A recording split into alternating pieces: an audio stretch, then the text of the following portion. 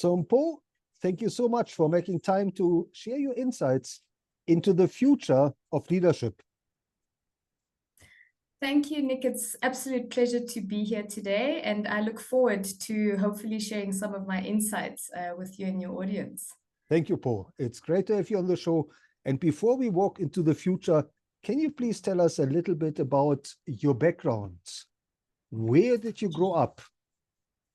Sure, I absolutely will. So I am a lady from Pretoria, Gauteng, born and bred, and very proud to be there.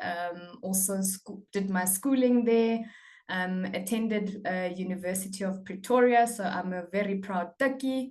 Yeah, and very quiet, very shy little girl. So a lot of people wouldn't even believe that I'm a marketing person today and very outspoken.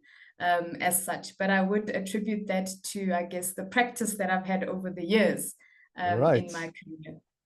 Well, before we come to your career, Mpho, and you have a very impressive career history, but before we go there, can you tell us what was your dream career when you grew up? So surprisingly, Nick, I thought I wanted to be the second Oprah. So I was an avid Oprah fan, and I've always wanted to be in a field that I would have the opportunity to speak to people and influence people. I would say I haven't really landed in the TV hosting or journalism realm, but I would say I'm pretty close being in the marketing field. Okay, so maybe can I ask you what's maybe one lesson you can share from Oprah? Looking at Oprah's brand, is there something you would like to share? Yeah, definitely. I think her ability to influence people from all backgrounds, her ability to position herself as an individual in the context of being a business owner, but also somebody that's using her platform to reach the world and really to influence. And I think that's really what I admired about her. And I hope, with the platforms that I have access to, I would be able to do the same. Now, Mpho, who else inspired you in your early days? So in my early days, definitely two prominent people, I would say. So definitely my father, quite a disciplined man, quite a smart man, and very driven in his approach to everything in life. And he always used to say to me, there's no such word as can't. And I've carried those words with me throughout my career, because of him, I believe absolutely anything is possible. The second would definitely be my grade 4 English teacher, the late Mrs. Batchelor. And she really was the catalyst for me coming out of my shell and coming into my own as an individual. And I would say, we speak about turning points in our careers, but I think she was instrumental in shaping the person that I am today to some degree. Now, Mpho, you're leading a very impressive marketing career, all the way from Dimension Data to SES to MTN, Accenture, and now BCX. Looking back over your career, would you say there was a turning point or maybe a number of turning points? Nick, I would say definitely a number of turning points. I think I experienced something different at every company I've worked for, and I've learned something different, which I've applied in each of my roles. Definitely the ability to manage projects, to manage people, to manage budgets, to be involved in everything from operational projects all the way through to things that have fundamentally changed how people approach marketing. So definitely not one significant turning point, but I think I've used all of the opportunities I've had at these different companies to sort of gain experience and experience turning points, as you put it. And tell us, Mpho, as a marketing leader, what motivates you, what inspires you, and what energizes you every day? Sure. I think the ability definitely to position the marketing function as a strategic function within a business. I think in many companies, marketing departments or organizations have been known for just apparently throwing parties. That's all marketing does. But I think the ability now to be part of the commercial fabric of an organization is what drives me and what inspires me, that we can now truly show our value to the organization, no longer as a support function, but really as the catalyst for driving relationships with customers and educating customers on what it is that our business does.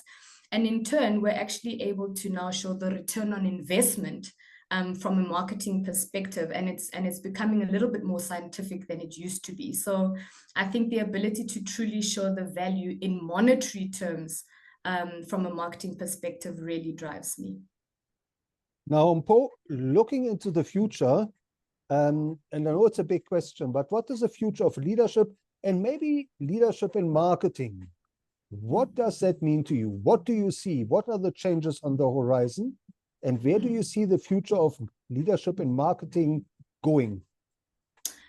A very great question, Nick. I think the future of leadership is about being open-minded, bringing people from different backgrounds, from different age groups, who have different perspective to manage and run organizations, and that we're not considering factors that have nothing to do with anything. And by that, I mean, we should not be worried about somebody being too young, too old, too rich, too poor. It's about what is the wealth of knowledge that a leader can bring to the table. I think another aspect for me is around the topic of diversity, in line with that, bringing global, local expertise to the table, bringing young and old together around a table so that we can have this universe of diverse perspective. And I believe that is what is going to catapult a lot of organizations to be able to compete at a global scale. I think from a marketing perspective, the future of leadership is around not boxing ourselves as marketers in terms of our function, but really looking at how we can expand our portfolios beyond just the marketing function. And by that, I mean, we need to start looking at what are some of the skills and traits that I, as a marketer, need to employ to perhaps work towards becoming a chief sales officer, for instance, or the CEO of a company, and really not limiting ourselves just to the function of marketing. And Mpho, looking back over your own leadership career, what have you learned that you consider most important for building future leaders? In other words, what is it we have to do to develop more future marketing leaders? Great question. I think the first one would be around the element of continuous learning. And by that, I mean not only academics. I think there's a breadth and wealth of educational platforms. It could be learning from mentors, learning from colleagues, learning in a formal environment, and learning through practice.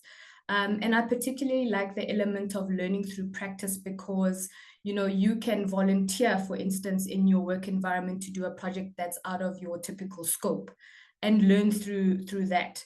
You can also take on, formal or informal learning in having conversations with colleagues, for instance, around specific topics or reading books, newspapers, etc. But of course, partnering with, specific academic institutions to help you get that more formal and academic learning, because I mean, that changes on a 2 to 3 year basis, and I believe sometimes even quicker than that. So it's really important that particularly as leaders, we're in a process of continuous learning. And I think that's what's going to catapult future leaders. Now, Mpho, these are challenging times as the world is stumbling from one crisis into the next. What is your advice for future leaders in terms of challenges? What are some of the biggest challenges they should consider when entering a marketing career? Sure, that is a very loaded question, but as you know, a lot of organizations are going through some financial turmoil at the moment. And the first point of call is usually to call on the marketing department to cut down and spend. But I think we all know that for a company to make money, we have to spend some money. So it's really about looking at the challenges as opportunities rather than challenges, and really partnering with business. And by business, I mean stakeholders in other area of the business to support and motivate for the marketing function. I found that when you bring people on board with you and you educate them around the strategic value that you can bring to the organization, you tend to get a little bit more leverage, but also you're unable to lock pockets of budgets that you typically wouldn't have been exposed to. I think in the area of transitioning our language or changing our language from challenge to opportunity, you then find new ways to do the same things. And I'll give you an example. I challenge my team every day if they incur a stumbling block, rather than saying I can't do it, ask yourself the question, is there a different way to do it? And that's really how I approach some of the challenges that we as marketers are going through today. Now, Mpho, if you were to design a curriculum for future leaders and maybe future marketing leaders, what are some of the key skills you would want to factor in and maybe even teach? Sure. I think, Nick, a primary one that we don't really get talked anyway is around business acumen. How do you conduct yourself when you arrive in a business environment? Because I think that's the first key to establishing your credibility within an organization, particularly as a young person. Other skills that I'd have a look at is the ability, for instance, to read financial statements. And I think everybody, regardless of the career you're in, needs to have some ability to look at a financial report and to determine from that whether a business is doing well or not, because that is the basis on which a lot of strategic decisions are made, regardless of the function that you're in. And I think the other aspect that I would really hone in on is the ability to coach at all levels, because regardless of the fact whether you're a graduate or C-suite, at some point in your career, you have to learn to coach. And we all know that coaching is a big part of being an effective leader. So I think it's a skill that is well undermined and should possibly be formalized in some manner. Thank you. Now, Mpho, as a mentor to future leaders, can you maybe share a success story or two where you mentored an upcoming leader and that person took your advice to heart? Absolutely. I have a passion for graduates. So I'm always looking at opportunities to mentor, to coach, to bring graduates into the business, because I believe young people are our future, and at some point they will hold the buying power and possibly the leadership positions that will exist in companies in the near future. And I think it's an area for me that is quite critical, but quite undermined. I think, what companies are going through at the moment financially, graduates are where they cut first. So I always teach my graduates around, you need to own your career. Nobody's going to do it for you. So you have to proactively ask for opportunities. If you're not busy, you have to go look for the opportunities. Because everybody out there is in it for themselves. And you have to learn to navigate, how do I make my career successful for myself? And I think in doing that, then you'll start to see, the promotions coming in. You'll possibly make a little bit more money, which is ultimately what people are looking for. But also you'll learn about the ability to network, because you're not going to get your piece of work just from your line manager. You're going to have to network with different people to get the opportunities and the projects that will help you be effective. So I think definitely in the area of graduates, I've had a couple who've moved successfully into senior roles in organizations, and also just to say, don't forget that you've got a network of other marketers around you. So always reach out. I have very senior people today calling me about, can you give me advice on a particular campaign? How can I navigate my career? What do I need to do to move up a level? So it's really about keeping those channels and lines of communication open, but also fully owning your career and your network. And Mpho, looking back over your own leadership journey, are there any role models of leadership that you have encountered and maybe worked with that you would recommend future leaders should learn from? Absolutely. I was very privileged to start my graduate career at Dimension Data under the leadership of Mandisa Ntloko. She was the CMO at the time, and I've been very fortunate to work with her a couple of times throughout my career. Um, Absolutely amazing, seasoned CMO. But what I really loved about Mandisa was her very quiet nature. And that quiet nature is something that can be misconstrued for disinterest. But the reason Mandisa did that is to really give her marketing team the opportunity to shine. So she very quietly led in the background. She would put us at the forefront of presenting in Exco, presenting our own work to the fore so that her team could be recognized for the contribution that they made to the business. And despite her quiet nature, she was quite, I would say, academic and street smart. And just to watch how she navigated the corporate world, but also navigated her personal life, particularly as a Black female in South Africa, was quite admirable. And I remember saying to someone that, you know, when I arrived at Dimension Data, I said, I was interviewed by a lady and I want to be just like her. And that was from an hour interview. So you can imagine the clout and the depth and the presence that she has. And I was absolutely privileged to work under her. I also had another mentor, fortunately, Ndombi as well, who is also seasoned CMO, I think at Vodacom Business at the moment. Similar trajectory, very strong woman, took charge of her career, but also always giving her team the opportunity to shine and to show up in their best element every day. Now, Mpho, how can our listeners connect with you and where should they follow you? Awesome. So I am very active on LinkedIn, as you might see. So always available on LinkedIn. I do try to answer all the DMs, but you can imagine how many they are. So if you can reach out to Mpho Hlefana on LinkedIn.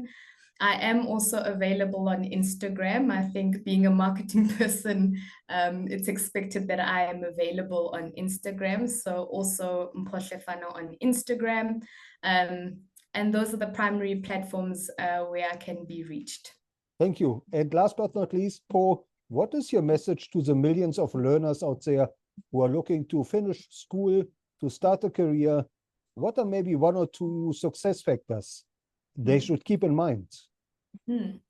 I think the first one, Nick, is that your career trajectory is not going to be linear. I think a lot of us expect that we have this very great plan and it has certain steps and a certain number of years that we need to achieve milestones, but it doesn't always work out that way. However, I think you need to look at all the turns and troughs as opportunities. You know, God possibly put you there in the situation that you don't want to be in to learn something that's going to contribute to your career, maybe not now, but in 5 years or 10 years time. So it's really around don't give up just because you're not reaching the milestones as in when you thought you would reach them, but really use every single opportunity, regardless of whether it's on your map or not, as a learning opportunity. Well, Mpho, thank you so much for sharing your insights into the future of leadership and helping us to build the future of marketing. Thank you so much. Yeah, it was an absolute pleasure to be here today. And I do thank you for the opportunity to speak to your audience. And I really look forward to the number of future leaders that this platform is going to help generate. Thank you, Mpho.